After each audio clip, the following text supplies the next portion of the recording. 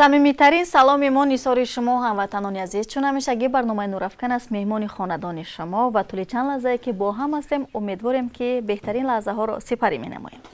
بله دوستان عزیز، سلامی پر از مهر و محبت ما را بپذیرید و اینک بازم برنامه نورافکن است مهمان خاندان شما و این بعد مهمان برنامه ما است هنرمندی جوان و خیلی هم با استعداد که هم در تئاتر و هم در سینمای توجیک امروز فعالیت نظررس دارد. شجاعت اسدالله که بیشتری مخلصانش با نام قربان میشناسند اگر خطا نکنم. قربان هم گوییم، خطا نمیکنیم. همینطور؟ درست. یعنی علاقه شما رو در کوچه ها قربان میگویند؟ البته در همه جا. بوشکی ما قربان نام دارم. یعنی پسند هست همین نام و یا همین فیلم، چون یک ابرازی نو رو شما آفریدید که شما رو یعنی در دل و دیده مردم امروز جا شد و خرد و کلان با فکرم شما رو امروز همچون قربان میشناسند. البته که تشکر زیاد اول سپاسی می‌پایم برای دعوتتون. البته که پیدا و آفریده شدن ابراز قربان از جانب بنده این البته که پیشنهاد خودی همین کارگردان فیلم نبی جان پیرماتوف بود و تا چی اندازه موفق شدن و تا چی اندازه شهرت شدن قربان علاقه معلوم نبود و چون در موسم‌های اول که به نوار گرفتیم علاقه به مرز تماشا موندیم خوب می‌دیدیم که در کجای علاقه قربان با همین ابرازی پیدا کرده خود که از مویلا و یک عینک عبارت است که یعنی که به اصطلاح باتانیک میگن خود قهرمان اساسی قربان یعنی که یک سمتی نقشش همیشه در بر میگیرد که اون کس یعنی که باتانیک هستن. بعد از اون که فیلم علاقه به مرز تماشا گذاشتیم علاقه مردم تماشا کردن و هیچ گمان نمی‌کردیم که تا این اندازه و تا این سطح قربان آوازه میشد، چون نمیدونم قهرمان به حد ساده است که برای مردم قبول است یا نمیدونم چه خیلی دلنشین است که علاقه در کجایی که قدم نمی‌مونیم و کجایی که سفر نمی‌کنیم و در کجایی که نمی‌گردیم البته که قربان گفته مراجعت میکنن و با در برابر قربان گفتن میگن که عینکت کتی بروتود نیست گفتم مراجعت میکنن و من گمان میکنم که امروز قربان نقش قربان البته که ابراز قربان در بین مردم و تماشابینان علاقه شهرت خود رو پیدا کرده است. خوب ما از همین نقش سر کردیم. میتونید یگان پاره از همین نقش شما برای بینندگان بازی کنید یا داوری شوید و بعدا ما اون صحنه رو شاید پیشنهاد نماییم ببینن بینندگان. سلامت باشید. بیایید چون در اینجا گوناگون است. این ابراز جای گریه میکند، اشک میریزد، جای عاشق میشود، جای هزل و شوخی است. خیلی هم یک نقش عجیب است. سلامت باشید. من همین را به شما یعنی با شما گفتنیم که اگر نقش قربان در عکس حاضر یعنی که در صورت حاضره اگر شجاعت اجرا کرده شود و یکمش که موفق هم نمیشه دیمش که و اجرا هم نمیشه و من بسیار خواهش میکردم که اگر کارگردان یک پارچه میموند و من تماشا میکردم بسیار خوب میشد، چون که نبودن همون مویلا و عینک من گمان میکنم که هیچ وقت قربانم تصویر نمیشه. یعنی ایده خودتون بود که شما باید با همین ابراز یعنی مویلا و عینک رو انتخاب کنید. البته که کارگردان پیشنهاد کردن. و ماست چرا ماست قربان یگان نام دیگر نه؟ من نمیدونم. وقتی که ما میخوندیم وقتی که موسم اول که سینار داشتیم یعنی که بالای سینار کار میکردیم و در اونجا هر کس برای خود نامشون هر کس خودشون انتخاب کردن. مثلا شاهرخ گفتن، پدر گرفتن نامش معین کردن، هر یک قهرمان که در اونجا بازی میکرد یعنی که اجرا میکرد نام معین بود و من گفتن که قربان. بعد حتی کارگردانم پیشنهاد کرد که اگه شجاعت اگر خواهی بیا شجاعت مونی، اگر نه خوب باشد قربان. من گفتم برای چی نه؟ باشد قربان، بگذار قربان باشد. و من گمان میکنم که با همون خصلت و با همون خوی و با همون رفتار و با همون عکس و صورت یعنی که صورتی که همون قربان دارد من گمان میکنم که تنها با نام قربان راست میاد. اگر شجاعت بشه رای درست نمیگیری. بله خیلی هم خوب نقش رو میبینیم پاره بعداً صحبتی ما ادامه دارد دوستان عزیز و ما رو ترک نسازید البته. مرحبا. بله دوستان عزیز ادامه برنامه نورافکن است و باوری داریم که جالبیت البته در پیش است، چون مهمان برنامه ما هستند هنرمند جوان و خیلی هم با استعداد شجاعت اسدالله زاده. بار دیگر شما رو به استودیو یعنی به برنامه نورافکن خیر مقدم میخوانیم و بیاید درباره همون نقل کنید یا قصه کنید که چرا شما رو محض در ژانر مسحکه بیشتر دعوت میکنن و یکمین نقشی که شما رو در ژانر مسحکه دعوت کردن کدام بود؟ نگفتنم اومد که در همه فیلم ها من قریب این دوم فیلم است که من در نقش مسحکه نکی نقش می‌آفرم. اینم یکمش فیلم محمد اسماعیل که با بازی تقدیر که در اونجا با استاد زنده یاد مرحوم عبدالله رجب نقش می‌آفرم. این یکم فیلم همون بود و دوم این سلسله فیلم عشق پول دوشنبه. تئاتر چی؟ در تئاتر هم همین در تئاتر در تئاتر برعکس هم نقش مسحکوی به بنده نصیب می‌شود و از بس که قریب 18 23 از خورد تا بزرگ یعنی از فیلم خورد از کوتاه مدت تا فیلم کلان یعنی تا فیلم کلان قریب 20 چند 24 فیلم نقش بازیدم از همین ها این تنها دوم فیلم است که برای من باوری کردن نقشی مسحکوی رو در دیگران نمیدونم فقط من اونجا ناول اشکی رشک است که فوجیه است و دیگر نقش‌هایی هستند که فوجیه هستند خیلی از هوداش خوب میبرم و در اونجا البته که برای من نقش‌های نمیدونم کجا یک دوزمی کجا نمیدونم در فیلم مفاتیش یک نمیدونم یعنی شما دیگر هراس ندارید که در آینده شما رو دیگر شاید در نقش‌های فوجیوی یا که در نقش‌های لیریکی دعوت نکنن تنها در نقش‌های مسحکوی دعوت کنن چون چهره شما اگر با حیث یک حجم‌نگار شناخته شود بله شاید شما راه خود را گم میکنید راستی وقتی اول میترسیدم میگفتم که چون که خود این لایحه 2.5 سال ادامه داره یعنی 2.5 سال ادامه میکنه و یعنی لایحه عشق پول دوشنبه 2.5 سال ادامه مییابد برای همین حاضر ما باز در پیش قریب 1.5 سال دیگر است که یعنی که این لایحه خوب بعد به انجام میرسد اولا میترسیدم که مبادا همان به همین گونه مثل همون شوریکی که از بندی قفقازی میترسیدم که اون هنرمندم که همه پهلوهای هنریش یعنی که در سطح عالی بود تنها در همین گونه نقش رو دعوت میکردن و میگفتم که مبادا روز نشود همین گونه که تمام کارگردانای فیلمو الکی دیدن که همین گونه نقش مسحکوی را که خوب میآفریم که ناز اجرا میکنیم و نشود که به همین ها به همین تکیه کنند و تنها به همین ژانر به من نصیب گردد نه و وقتی که الکی در خلاصه اومدم که سلسله فیلم عشق پول دوشنبه الکی 18 فیلم نامه من بود من گفتم هیچ غم نه کدام کارگردانی که تا این مدت مرا در کدام سمتی که میخواست دید و من بعد در همه ژانرها میتونن که دعوت کنن و استفاده برن و همکاری داشته باشیم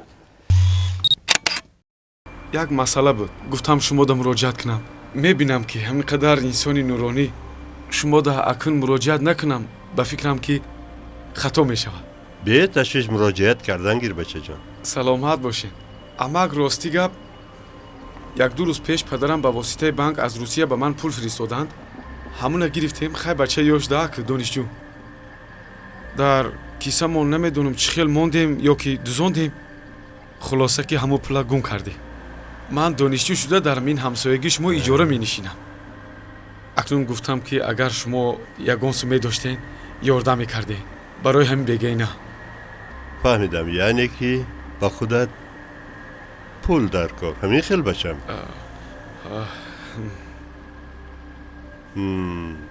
میدونی بچه جان چی کار میکنیم؟ چی کارم اک جان؟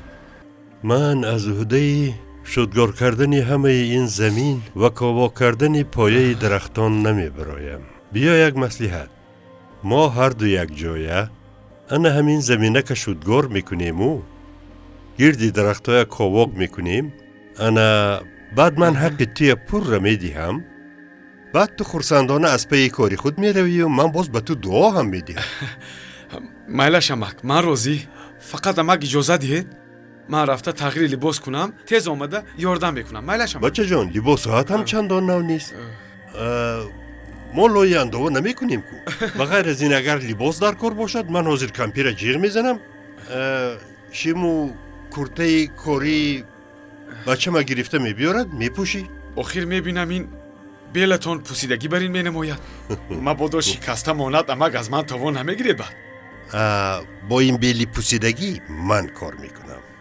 لیکن برای تو میفرمایم حاضر بیلی نو گرفته میبیارند بیلی خوشروی هر دو یکمون یک جای کار میکنیم چی گفتی؟ مایلا شمک شما تشویش نکشید. من رفته هم تغییر لباس میکنم امک، هم یک بلی تیز گرفته میایم، در یک دقیقه همش رو تگیز کرده میمونیم امک. من درام میایم امک میلش. همینجا بود بلی تیز؟ نه امک، من حاضر یک بلی تیز گرفته میایم. از نقشایی که شما بازدید شما گفتید 24 یا 25 قریب. خب کدامش برای شما پسند است؟ خب نقش‌های بودن اونجا چون خودشون قید کردن اونجا دوست، غارتگر و جای دکتر است، جای نمیدونم یک شخصی جنگانداز است. جنگانداز است. بچه از اون من همه نموده انسان ها رو قریب که در همین قریب که نقش‌های منفی بازیده است. بله بازیدن. خب کدامش شاید برای شما پسند است و از کدامش شما حسی نفرتتون بیدار میشود با همون قهرمانی خویش؟ البته حسی نفرت هم بیدار نمیشه چون که هر یک نه با همون چون که نقش خود رو میبازم بیاد. چون که هر یک قهرمان تشکر. چون که هر یک قهرمانی من میآفرم البته که اون از پاره یعنی جسم و جون خود من یعنی که صرف میکنم من برای آفریدن وای شفاف خوب نمیکنم و بالا این نقش کار کرده اون یعنی که میآفرم برای من یگان نقشم دومین درجه سومین درجه یعنی که نامعقول نیست یعنی همش معقول است برایم. یعنی تمام قهرمان‌های آفریده خود رو دوست می‌دارید؟ دوست می‌دارم. خیلی خوب. در همه جا گفتم و باز تکرار میکنم که از همه قهرمانی دوست داشته من در فیلم همین بازی دکدیر فیلم محمد ربیع اسماعیل همین نقش رحیم است. گرچنده که شوراندوز نیستم، جنگاندوز نیستم، جنگجو نیستم، این گونه خصلت‌ها رو ندارم، لیکن همین نقش با وجود خود بودنش و بیشتر دوست می‌دارم در فیلم نمی‌هراسم از اون که در نقش اساسی باشم و یعنی که همه مشکلی و دشواری فیلم در گردن من میشود. نه بسیار دوست می‌دارم وقتی که هنرمند یک پیدا میشد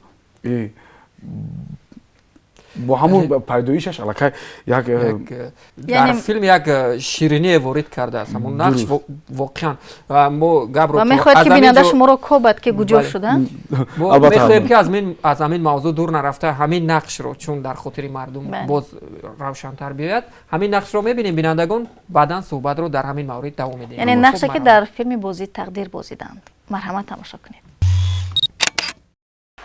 اوه سلام علیکم. سلام علیکم. سلام حیدر جان. نقص رحمت. در آسیاب کی بود؟ در آسیاب حلیم جان. حلیم جان. کار بود چه داخل؟ رحمت. سلامت باشی. حیدر جان. لبای. گفتگی برین. توی کی؟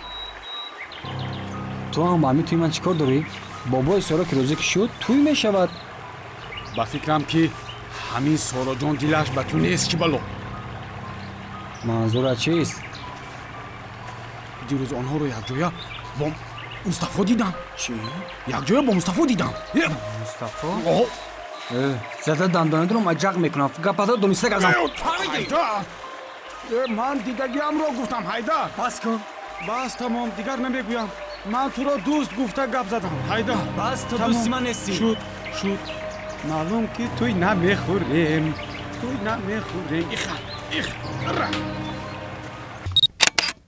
واقعا یک نقش خیلی خوب است این نقش. خوب بیاید صحبت رو ادامه میدیم درباره همین نقش. خوب یک صحنه دیگر است در اونجا که هزوم رو به فکرم از همون جنگل شجاعت یعنی نقشش رحیم دوست دیده است. به فکرم یک مناقشه میشود. خوب همونجا چی حسیات بود با عبیدالله رجب؟ خیلی یک نقش خوب شما بازیدید. بیاید در همین باره تشکر زیاد. البته که با استاد زنده‌یاد عبیدالله رجب این اولین و آخرین بازیدن ها بود در همین فیلم و اینم با تشبس و دیدی به نهایت عالی محمد ربیع اسماعیل بود که یکی از صحنه‌های من با همین گونه استاد بزرگ بودن. راستی وقتی که من فهمیدم که ما یک روز پیش رفتیم 2 روز پیش رفتیم و فهمیدیم که یک روز پیش از بنوارگیری استاد عبیدالله رجب میاد و گفتن که در همین جا با شجاعت در بالای پول یعنی که وقتی که اون کسا در سالهای جوانیشون جنگلبان بودن یعنی که از روی فیلم نامه اون کسا جنگلبان و دلش یعنی برای درخت و برای همون وایها میسته.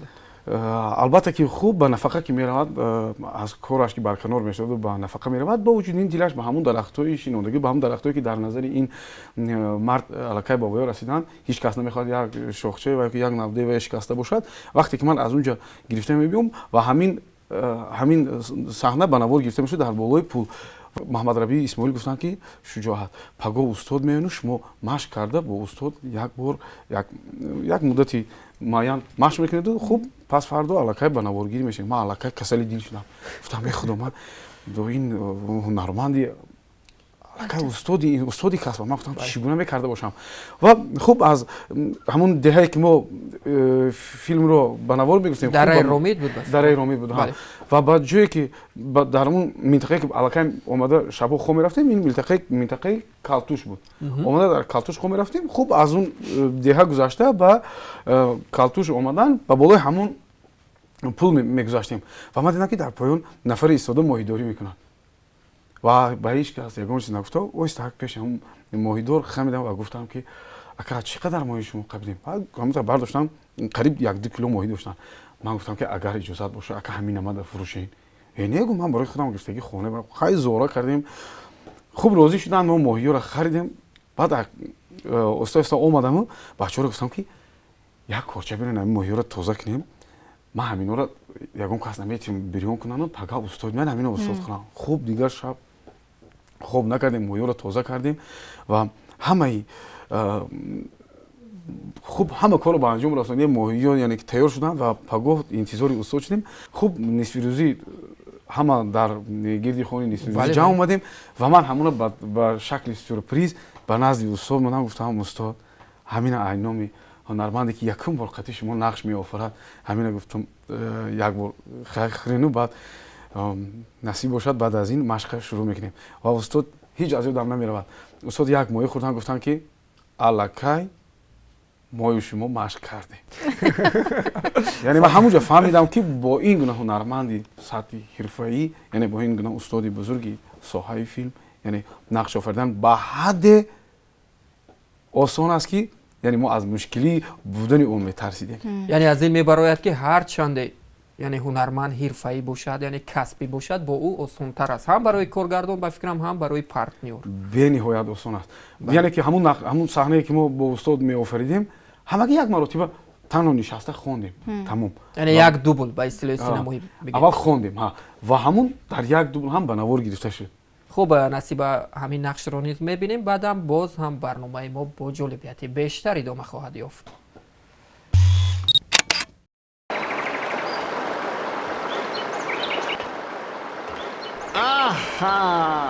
های من از اول خطا کردم. خطا من اگر میدانستم من از اول گوشهای تو را میبریدم بعد از خر. در وقتش جنگلبان بودی، حالا باشد یک نفقه خور الا در خانه استراحت کنه. من نفقه خور باشم هم نمیگذارم که یک نوده درخت سبز را شما بر اینها بریدن نابود سازید. فهمیدی؟ گمان نکنی از تو نمیترسم. چی بگویی؟ رو از پیشم دور شو، من گرای نکن. من هم میدونم چی گفتنم را. فهمیدی؟ بسر فتفت نکن. آنه بیا گذر کو. نه برای بالا میروم. چی گمان نکنی من از تو نمیترسم. من در وقت نشد از تو نمیترسیدم. موی سفیدی سر سفید. خوش بیننده های عزیز، ادامه برنامه نورافکن است و از دیدار شما و از دیدار مهمون برنامه خیلی شاد هستیم. بار دیگر شما رو به برنامه خوش آمدید میگویم و بار دیگر خاطر رسان میکنیم که مهمون برنامه ما هستند شجاعت اسدالله زاده. خوش آمدید. تشکر. بله، بار دیگر خوش آمدید. ما تو این جای برنامه بیشتر درباره هنر گپ زدیم. خوب شاید بینندگان ما اینجا خواهند که درباره شخصیت شجاعت بیشتر دانند و از این خاطر میخواهیم کمی درباره زندگی شخصی خود نقل کنید. بیاد بهترش همون یاد میکنیم زمانی کودکی رو. شاید چون در پارچه فیلم رو دیدیم. خوب همون هضم جمع کنی، همون کارباری زندگی، یعنی همین عمل ها رو اجرا میکردید در دوره های یعنی کودکی؟ بود، یعنی در زندگی شما این حالت ها بود؟ البته که زندگی واقعی هنرمند این زندگی پس پردگی هنرمند است. البته که مثل همه اون نفرانی که چی در دهات زندگی میکردن چی در شهر نویا زندگی میکردن ما همون گونه زندگی یعنی عادی داشتیم. البته در برابر برای ҳезум шикастан ҳезум овардан гуфтин. Албатта ки дар ин кор аз хурдӣ ва то ба ҳол таҷриба низ ҳаст. Ва ҳеҷ аз ёдам намебарояд зимистонҳои сарди солҳои яъне кӯдакии мо ки он солҳои 96 ё 97 ки бениҳоят ана зимистони сард дар ноҳияи Файзобод бо ин қадар шамолҳояш ки аллакай маъруфият пайдо кардааст дар тамоми яъне падару модарам омӯзгор буданд, дар мактаб буданд, корҳоро ҳамаашро шумо анҷом медодед? Албатта ки ҳамин гуна буд. Давраҳои камтар душвор буд ростӣ, на ба сатҳи имрӯза, яъне зиндагӣ хуб буд. Хуб падару модарам ки муаллим буданд, яъне дар мактаб кор мекарданд. Ҳамон солҳо мо дар баландошона дар ошёнаи сеюм зиндагӣ мекардем. ва дар унҷо мо ҳатман пешка мешинодем, яъне пешка мешинодем ки хуб хурдҳо хоҳарчаҳом низ буданд дар оила ки хурд буданд. Албатта барои инҳо яъне ки гармӣ лозим буд, яъне ки пешка мечаспонем ва овардани ҳезум албатта ки дар унҷо вазифа ба ӯҳдаи мо буд. Чун падару модарам ки муаллима буданд ва ҳамон солҳо ҳеҷ аз ёдам намеравад, ба ҳамаи он муаллимое ки кору фаъолият мекарданд ва дар ошёнаҳои баландошонаҳо зиндагӣ мекарданд, ба ҳамаи онҳо аз боғҳои кӯҳнаи ҳамон солҳо яъне замин доданд. Якта дарахти қоқшдаро медоданд ки омада бурида майда карда бурда, яъне ки зимистон аловӣ кунанд ки хуб хунук нахӯранд, хуб паго боз ба мактаб оянд. Хуб оилаи мо ки аз 5 нафар иборат буд, бародараму, апам ва ману ва боз ду хоҳарчам, ва ин вазифа ба сари ману бародарам буд. Хуб мерафтем, мебуридем, майда мекардем ва бардошта меовардем. Ва ҳамин гуна, яъне аз нуқтаи назари агар ҳунарманд яъне актёрӣ гирем, яъне ин ҳамун этюдҳое буд ки мо дар солҳои фориғ аз пеша кардани касби актёрӣ иҷро менамудем. Ва хуб аллакай анамун рӯзҳо ҳамаи анамун корҳое мекардем ки имрӯз ба мо кӯмак карданд ва дар филмҳо, дар намоишҳо, чӣ дар спектаклҳо ва чӣ дар филмҳо бениҳоят ба мо кӯмак мекунанд. Кадом аз он лаҳзаҳо, кадом лаҳзае бештар барои шумо хотирмон аст? Яъне аз ҳамон замони кӯдакӣ, аз ҳамон замони наврасӣ? Хуб замони кӯдакӣ аллакай бо ҳама хотир. Шояд ҳамон замон дар зиндагии шумо ягон воқеа рӯй дода бошад ки як таконе шуд барои ба ҳунар ворид шудан? Албатта ки ёдам аст, ин синфи панҷум мехондам ва ҳамин гуна хуб мо дар маркази ноҳия зиндагӣ мекардем ва аз хонаи бобоям ки 3 километр поёнтар аз маркази ноҳия дуртар буд ва падарам гуфтанд ки ҳамунҷа ба якта печкаи аловӣ ҳастам, нарафта тағом гуфтанд ки биён гирифта баред мечаспонем, вай мекунем, гарм мешавем. Хуб мо он вақтҳо чана мегуфтанд, чана буд ва зимистони бениҳоятам вазнин мешуд солҳои пеш дар Файзобод. Ва мо ҳамроҳи бародарам хуб ба чана омадем, ба қишло хуб печкаро гирифтем, бор кардем ва дар ними раҳ омадем ки ҳамон рӯз чӣ хел ҳаво камтар гармтар шуду, ҳама яхбандиҳо об шуданд ва мо то ба хона расидан қариб 2 километри зиёдтар мо фақат ҳамун чана бо ҳамун печка бар рӯи ҳамун асфалт кашида хона овардем ва куҷое як муддат қарибтар ба даромадани ноҳия як муддат ҳардумон ҳам хунук хӯрдем ва ҳам монда шудем ва болои ҳамун печкае ки дар болои чана буд шиштем ва акам гуфтанд ки бародарам пурсиданд ки Шучоат, агар ҳамин печкаро мо барем часпонем, ана хуб агар ки алов кардем, гарм шидем, чӣ кор мекунем? Яъне ки дар болош чой мемонем, менӯшем ё ки ягон хӯрок мепазем, дар болош чӣ кор мекунем? Ман гуфтам ки ака, ҳамин ки печка алов гарм шид, телевизора мемонему, кино тамошо мекунем. Яъне аз ҳамон лаҳзаҳо, яъне ки дар куҷое дӯстдори кинову дӯстдори санъат будед шумо? Яъне аз ҳамон лаҳзаҳо дар куҷое дар гӯшаи дил, дар гӯшаи қалбам буд ва ростӣ якбора ин чизо фаромӯш шуд. Ва албатта ки хуб ҳунарманд шудани ман ин барои тамоми барои волидайн ва барои тамоми хеш ва барои мо, барои хонавода албатта як такони, як тӯҳфаи ногаҳонӣ ва як такони хеле ҷиддӣ ҳам буд ки гуфтанд охир дар оилаи мо нест ин гуна нафаре ки хуб ҳунарманд бошад, алалхусус актёр. мехоҳед бо вай мушоара бикунед? бале, 4 мисра шеър, 3 мисраи аввалро шумо, ман ва боз ягон шоири дигар мехонем. мисраи чаҳорумро бигзор Фирдавс мегӯяд, агар ки тавонад. агар вай ғолиб барояд шуд, 3 мисраи аввалро мо пештар мебофему дар мушоара. ҳазрати амир Фарлухе بازی نجیبانه است. در وی لطف بازی کردن نشاید. خوب شد است دوستان. شجاعت، در برابر آنکه شما هنرمند موفق هستید، البته به سن و سال نگاه نکرده، ولی باز شما شاگرد یکی از هنرمندان برجسته، یعنی شاگرد شادروان، یعنی شعر صحنه تاجیک شیرعلی عبدالقیسف هستید که روح و روانشان شاد بود و میخواستم درباره ایشان کمی یادآوری کنیم، زیرا که هر کجایی که درباره استاد قصه میکنن یا درباره شما قصه میکنن، شما را شاگرد بهترین مینامند و استاد را استاد بهترین. بیاید از اول شروع کنیم که یعنی شما استاد را همچون استاد قبول کردید یا استاد شما را همچون شاگرد اول قبول کردن و بعدا چی پند و اندرز استاد یا چی هنری استاد را به خود گرفتید که امروز به شما خیلی کمک میرساند در این جاده؟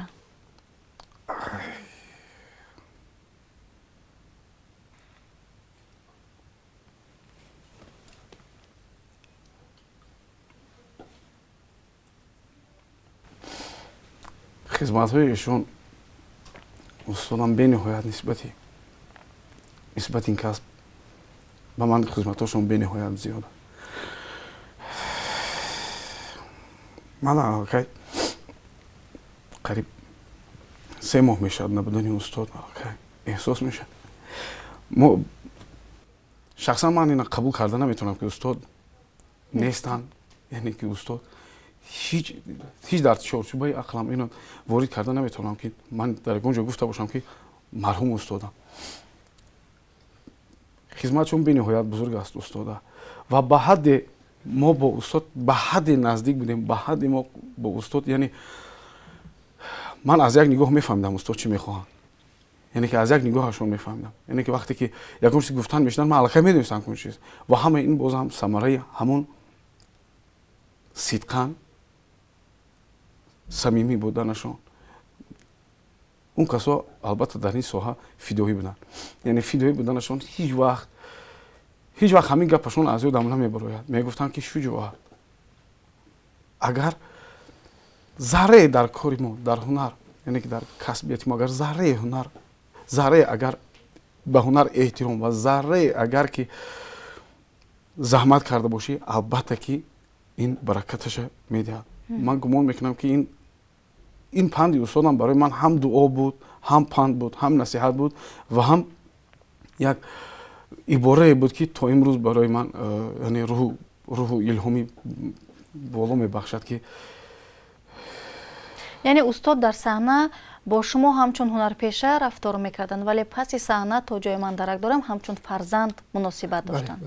من البته که خودشون هم میگفتن و من پیش از اون که استاد ما 70 سالگیشون رو در تئاتر دولتی اکادمی درامایی به نام ابوالقاسم لاهوتی جشن گرفتیم و در همونجا در حضور همه گفتن و خوب هم خودشون گفتن و هم فرزنداشون اعتراف کردن و هم عائله مهربانشون که معلمای عزیز اون کسا بی‌نهایت خدمت بزرگ کردن برای بزرگ شدن استادی من، برای هنرمندی بهترین شدن. اون کسا بی‌نهایت خدمت بزرگ کردن. همه اینها با یک آواز گفتن که شجاعت اعضای عائله ماست و ما که یک فرزند داریم علیشیر و شجاعت فرزندی دادر علیشیر است و فرزندی ماست. من این بارها هیچ گاه فراموش نمیکنم و من شاهد همون لحظه ها بودم و وقتی یعنی شادروان استاد همین سخنها را ابراز داشتن فکر کردم یعنی در تالار نشستگانی که هنرمندان زیاد بودند و بسیار شخصانی برجسته نشسته بودند فکر کردم به خود که شاید آنها به خود گفتن که کاش ما مثل شجاعت شاگرد می داشتیم، زیرا شما آنجا خیلی زحمت کشیدید، خیلی در دو و تاز بودید و بگذار که هر یک استاد چنین شاگرد مثل شما داشته باشد و خدا کند که شما نیز انا میگونه در آینده شاگردانی صادق داشته باشید. شاگردانی صادق و وفادار داشته باشید چون شما را و هنر شما را قدر کنند. خوب میگویند که گندم کوریدی گندم میدروی، جو کوریدی جو میدروی و خوب که امروز شجاعت استادی خیش را قدر میکند، احترام میکند ва фарду уро низ шогирдонаш ҳамин тавр эҳтиром мекунанд ва қадр мекунанд.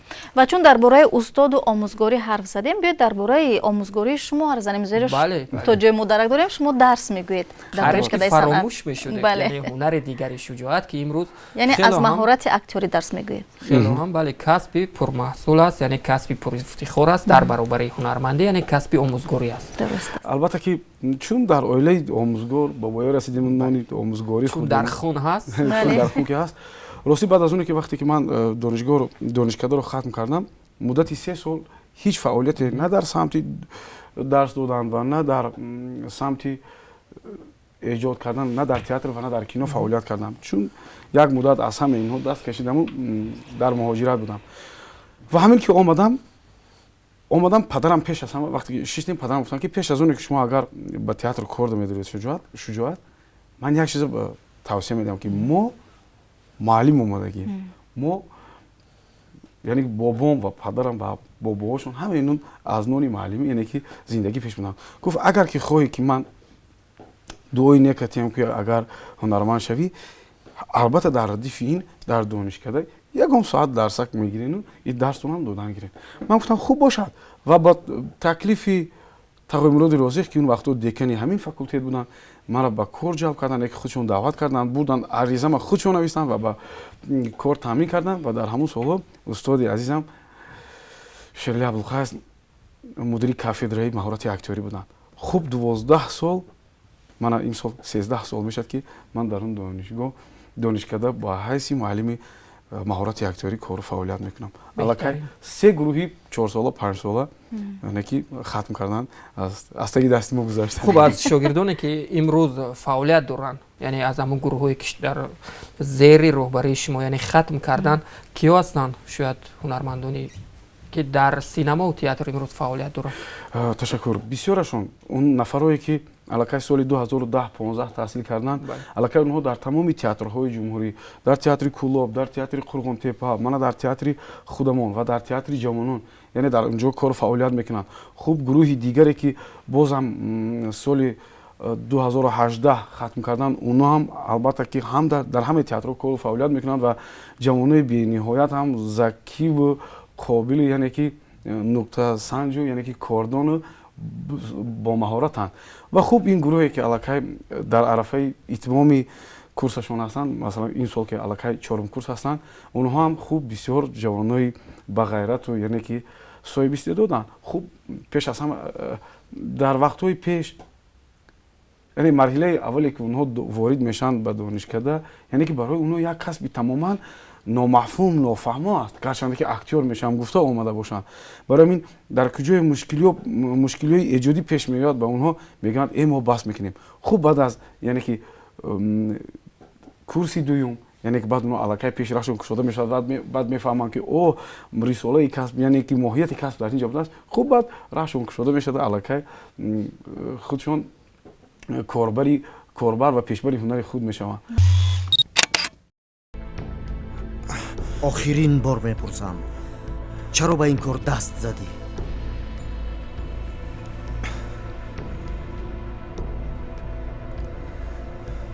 умед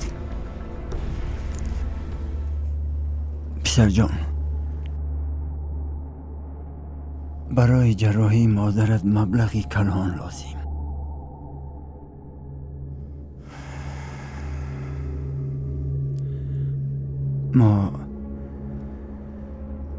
мо маҷбурем хонаро ба савдо монем.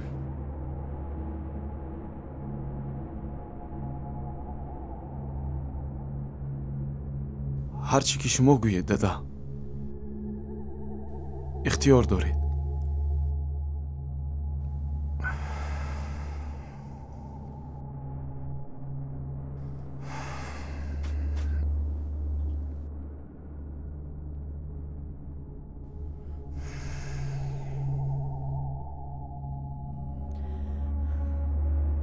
очиқи ман калидро таги гилемча мемонам. ҳама зару зеварам дар хона аст, мефаҳмӣ?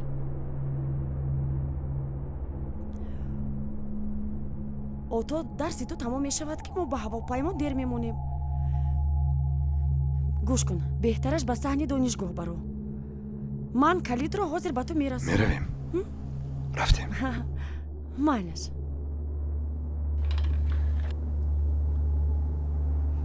баъд чӣ шуд? баъд ман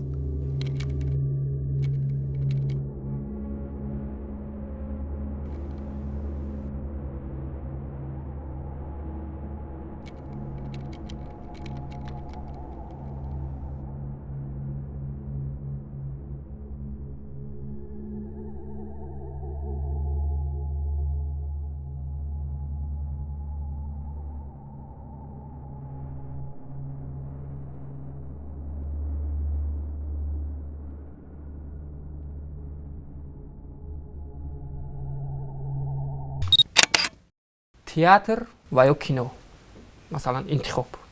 агар ҳозир ман театр гум аз кино пеш мекунам як чиза фаҳмед нохуна аз гӯшт ҷудо карда намешавад. барои ҳамин барои он ки ман ба кино омодагӣ бинам аввал дар театр ба ғош пур мекунем. яъне решаро мустаҳкам мекунем. бояд зикр намоем ки ҳамчун коргардони шумо фаъолият кардаед ва дар оянда ягон нақша доред ки ҳамчун коргардон ягон намоиш дар театр ё ин ки дар синамо ягон филми кӯтоҳ ё филми калонметра бошад? бале бале. албатта ки ҳаст. фаъолият намоед. албатта ки ҳаст, дар нақшам ҳаст, дар ниятам ҳаст ва ин кор ҳалшаванда аст, чунки аллакай мебинам ки куҷое чун бо ман дар риштаи коргардони театр ҳам хатм кардам. албатта ки дар нақшам ҳаст, бояд ин корам ба анҷом расонам. фақат ҳозир не, чунки камтар филмҳом зиёдтар ҳозир, баъд дар театр камтар бештар бандам. барои ин мебинам ки фурсати муносиб ва вақти холигӣ яъне аз гуфтаҳояш бармеояд ки яъне чӣ тавре ки дар хориҷа мегӯянд ки хабиёд дар ҳамин ҷо гӯем агар яъне аз гуфтаҳои шумо бармеояд ки шумо ҳунарпешаи серхарид ҳастед. айни замон барои он нафарое ки аз сомонаи интернетӣ истифода мебаранд, дар ҳамон ҷо кору фаъолият мекунанд, дар ҳамон шабакаҳо, яъне ман аз рӯи ҳамин шабака бисёр ҳам хуб студияҳои мустақиле ки ҳастанд бештар шуморо даъват мекунанд. албатта ки хуб. сираш дар чӣ аст? сираша пеш аз ҳама аз коргардонои ҳирфаӣ мепурсем ки яъне ки уно мана истифода бурда тонистанд ки хуб муаррифӣ шуда бошам ва аз он коргардоное ки ин ҷиҳати кора яъне ки ютуб доранд, яъне ки шабакаҳои мустақим доранд, аз онҳо ҳам пурсидан мумкин аз онҳо ҳам пурсидан дар кор ки яъне уно самараи меҳнати ин коргардонро дида моро дар ин ҷо истифода бурданд ва хуб коргардони силсила филми ишқ пул душанбе, яъне набиҷон пирматов сабаб шуду имрӯз дар тамоми сомонаҳои иҷтимоӣ танҳо гумон мекунам. яъне сираш дар он аст ки коргардонҳо шуморо кушода тавонистанд ва шумо дар ҳар қаҳрамоне ки шумо нақш бозидед яъне муваффақ шудед ки яъне дигар коргардонҳо боз шуморо даъват мекунанд. воқеан аз нигоҳи худ шахсии хеш гираман ҳунарманди хубанд. Шучоат. хуб ҳастед, аъло не. хуб аъло гӯем шояд боз аз худ меравад ва як нақши дигар дорам. ҳамин хубшам ҳозир зиёдтӣ буд. бале хеле хоксорам ҳастанд. инам як хислати хуби инсонӣ аст ки барои ҳама писанд меояд нафаре ки хоксор аст. шояд аз ҷиҳати хоксорӣ низ бештар даъват намоянд коргардонҳо ва дигар продюсерҳо мехоҳанд бо чунин нафарон зиёдтар кор кунанд, чун нафари хоксор аст, нафаре мефаҳмад инсонро. ва баъдан як нақши дигар доранд, хеле нақши хуб аст, як навела аст ё филми кӯтоҳи ҳаҷвӣ аст. дар он ҷо нақши абдураҳмон хеле он нақш барои аст. бале чун занг мезанад ба радио ва як сурудро ин филми мухлис албатта ки ба абдураҳмони хира ташаккур шуморо чун имрӯз қурбон мешиносам, вале он нақшам хеле хуб аст. абдураҳмон намегӯянд мегӯянд дар як ҷо гуфтанд ҳамин худут ҳамун абдураҳмони хира нести якам. ман гуфтам барномаи шумо аст меҳмони кушонаи шумо. шумо тариқи як соат вақти ба мо ҷудо шуда бо мо суҳбат мекунед ва мо дархостҳои шуморо ҳатман қабул мекунем. шунавандагони азиз, хуб шунавандагони азиз, аввалин занг садо мегирад ва мо мешунавем. الو سلام علیکم. ما شما رو میشنویم. مرحمت. خود رو معرفی میکردید؟ نام من عبدالرحمن. شما اولین نفری هستید که با برنامه ما یعنی با استودیوی ما زنگ زدید. عبدالرحمن خوش آمدید با برنامه ما. تشکر. خب عبدالرحمن کدام سرود رو گوش کردن میخواهید؟ سرودی چین و چین در اجرای سنگلی میرزایف. خب از کارگردان برنامه خواهش میکنیم که سرود چین و چین در اجرای سنگلی میرزایف رو برای عبدالرحمن پخش کنند.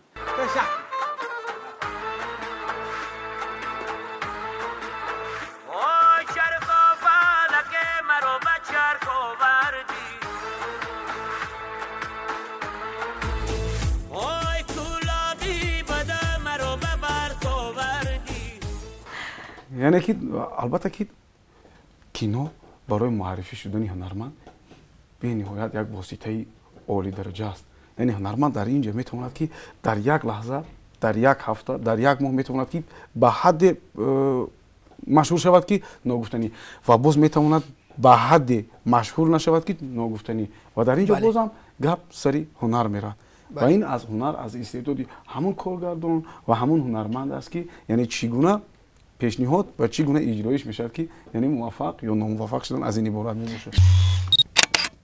درخواست اولین صدا داد سرود چین و چین و مرحمت خود رو معرفی میکردید. شما مرا نشناختید. این من عبدالرحمن. مرحمت عبدالرحمن ما شما رو گوش میکنیم.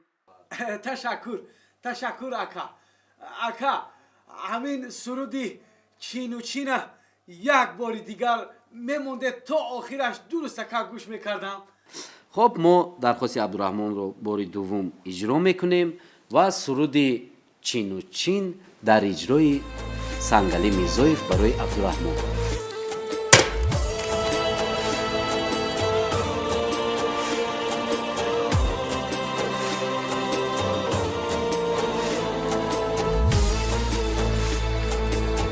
همین روز یگان آدمی ساق زنگ میزند یا نه؟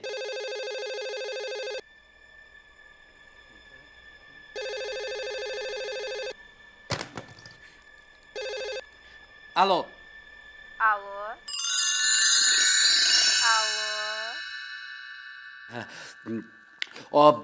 بسیار خوشم میآید که صدای فارمی زنانه رو میشنوم. مرحمت خود رو معرفی میکردید؟ نامی من فیروزه خان خوش آمدید با برنامه ما. فیروزه خان برنامه شما طریق رادیو پخش می شود و شما مهمانی برنامه ما هستید و مرحمت ما درخواست شما رو گوش میکنیم. من میخواهم که میبخشن یک لحظه تلفن رو بر رفیقم دهم. الو اکا این من عبدالرحمن. من ترسیدم که شما گوشک تلفن رو نمیبردارید. عبدالرحمن تو نقص کردی که ترسیدی. من حاضر نه تنها گوشک تلفن رو میمونم، من حاضر با میلیس خانه زنگ میزنم. فهمیدیه؟ شجاعت میدونید وقتی بسیار کارگردان ها همون هنرمندانی که در نقش های حجوی دعوت میکنن، بسیار همون هنرمندان در حیات شخصی خیلی شخصانی جدی هستند، ولی شما از زمره آن نفرانی نیست که در حیات نیز شما خیلی جدی باشید. تا جای ما شما رو میشناسیم شما شوخ طبیعت هستید. این لحظه برای ما یگان لطیفه یا نصیبه مونو ما شوخ طبیعت فقط برای شمایم. فقط برای تلویزیون سینماییم و باز کجای میرم برای یک چند دایره محدود.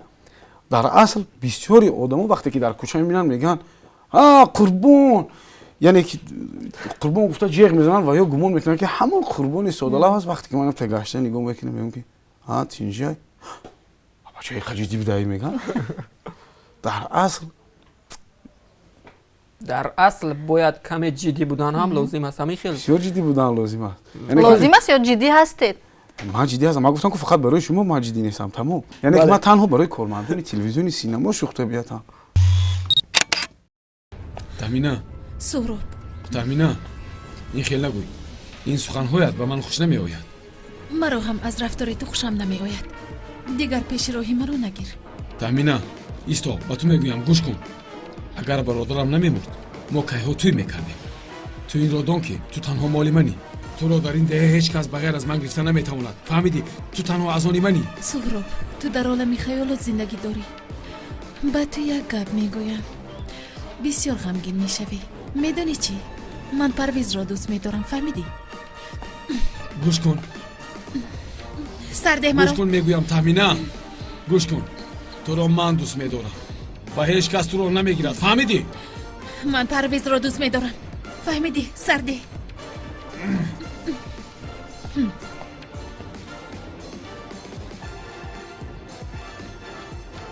افسوس پرویز این آرزویش را به زیر خاک میبرد این را من به تو میگویم به زیر خاک میبرد امروز شجاعت چون 12 سال می شود که همچون آموزگار فعالیت دارد در برابر هنرمندی و امروز حق دارد بگوید که یعنی هنرمند اصل کیست یعنی کی میتواند هنرمند باشد یعنی هنرمند کیست از نگاه شما همون نفری که همون استعداده که همه استعدادا هنرمندن همه استعدادا یعنی که برای همون نفری که تصادفی وارد این ساحه میشد اون تصادفی نیست همونم در کجای مثلا دلش یعنی در کجای همون جسم و روان و جانش یک جوهری هنر هست برای هنرمندی خوب حرفه‌ای شدن فقط صبر مهنت زحمت و کوشش تمام اگر همین چیزا از جانب هنرمند استعداد اگر استعداد همین چیزا رو استفاده برد البته که معرفی میشه و هنرمندی بهترین میشه چون شما آموزگار هستید شاید پای برید که یعنی در وجودش همون شاگرد شما همین جوهر هنر نیست روی راست میتوانید گفته که خب دوستان شما ندارید همین چی رو بتوانید کسب رو دیگر کنید البته از روز اولی که به درس میداریم یعنی که اونو خوب با بخش یکم علاقه شروع میکنن ما میبینیم در درون که مثلا وایش کجای بعد خوب تصادفی اومده است اینش خواهش دارد ذوق دارد کدوم کوشش دارد کدوم یعنی که از روی در کجای یک جوهرک دارد برای همون میآید و همون ما روی راست میگیم من شخصا روی راست میگم که برادر من یک سال شما مهلت میتین یا 2 سال اگر بعد بسیارش بعد از 2 سال کشیده میشه راستی اگر که میبینم در یک سال 2 سال نشد میگم که برادر عزیز ما شما برادر ما شما دوست من شما قطعی چی خیلی خواهید همون خیلی یعنی که مناسبتی هم برادرانه هم دوستانه و هم یعنی که کسبی میتونم که داشته باشم فقط اینجا جای شما نیست و همه اون نفرایی که تا به حال رفتگیان با همین توصیه ما حاضر بهترین نفرها شدگیان خوب زندگی خوب هم دارن خب شجاعت در زندگی چگونه است یعنی همچون اکتیور نقش میبازد در زندگی خانوادگی و یا تماما شخص جدی است شخص دیگر است نه آیا شده است که در زندگی شما نقش بازیده باشه نه تماما هر چیزی که میشه هر ثبت هر نمایش هر تمرین هر چیزی که خواست برای یعنی تلویزیون خوب برای تئاتر خوب برای تمرین یعنی برای هنر برای صنعت است و همونجا میماند به انجام میرسد در اویل خوب پس چرا میگن که زندگی خود یعنی تئاتر است یا زندگی خود میگن که در زندگی هر نفر هنرنمایی میکند مثلا خوش به حال ما زنها که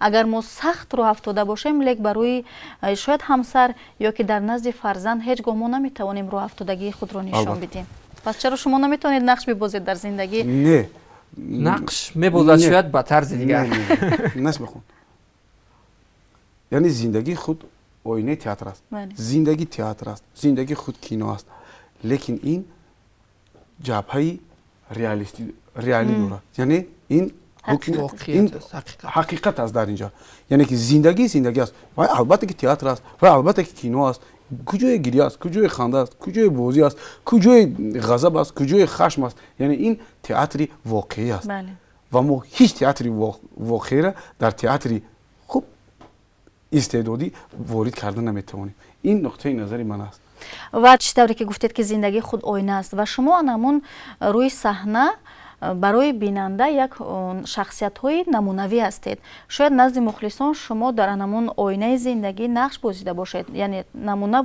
чун гуфтем шумо намуна ҳастед, анамин ки зиндагӣ аст, яъне берун аз саҳна шумо назди мухлисон, яъне назди бинанда нақш мебозед ку ё на? Не.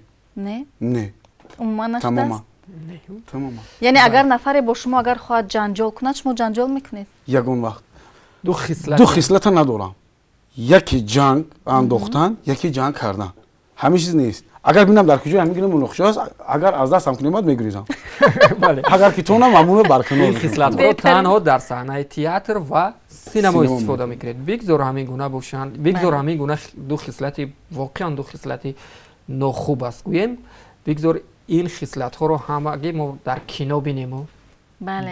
бигзор ҳаргиз ҷангу баҳс набошад. вале дар зиндагии воқеӣ бигзор тамоми некиву хубиҳо бошад. мо бо ҳамин умедҳо ба фарҷоми барнома мерасем ва танҳо дар охири барнома ба Шучоат ҳамин суолро медиҳам ки яъне ин суҳбати мо аз нигоҳи шумо чӣ гуна буд ва чун намешавад дар як суҳбате ки ҳаст як ҳунармандро саропо ифшо кард ва аз ҳунари ӯ яъне аз паҳлӯҳои гуногуни ҳунари ӯ гуфт ва шояд суолеро аз мо интизор будед ки мо ба шумо надодем. ташаккури зиёд. ташаккур барои даъвататон. ташаккур ба телевизиони синемо ки минбари дар ҳақиқатан воқеан минбари эҷодкорон ва минбари нафароне ки дар кино ва дар театр самти эҷод доранд фаъолият мекунанд, минбари ҳамонҳост. ташаккур бозам барои даъвататон. бибинед ки имрӯз телевизиони синемо бо рангорангии хеш, бо барномаҳои ҷолиби хеш, бо филмҳои ҷаззобу ҷолиби хеш аллакай тамошобини бениҳоят зиёди худро дорад. шахсан ман ҳар рӯзе ки вақте ки аз аминҷа аз идораи дубляж мебароем, аз назди малоҳатбону ки мебароем, ҳатман рафта як бор ҳама оилаӣ мешинем тамошо мекунем ки мегӯем ки ана ин бегоҳ ҳамон филме ки мо тарҷума кардагем, ҳамон филме ки овоз додагем, ҳамин бегаҳ нишон метавонем кани бибинем. хуб ҳама тамошо мекунем. боз дар хона гуфта намонад ки ман мунаққидои худма дорам бо дар хона. сар карда аз файзобод то ба душанбе ва бо дар канор ҳамешитагӣ дар хона ки тамоми ҳар як ҳарфу хатогиёра меёбанд. ман аз ягона тамошобине ки метарсам ин оилаам аст. ман аз ҳамин қад тамошобини яъне ки ҷиддӣ дорам. ман аз ҳамон оила метарсам. ягон чиз тамошо мекунам, ман тамоман аллакай дастпо хӯрда мешавам ва кӯшиш мекунам ки бо ӯ якҷо тамошо накунам. ҳатман як камбудӣ меёбад. ҳатман не, аниқ меёбад.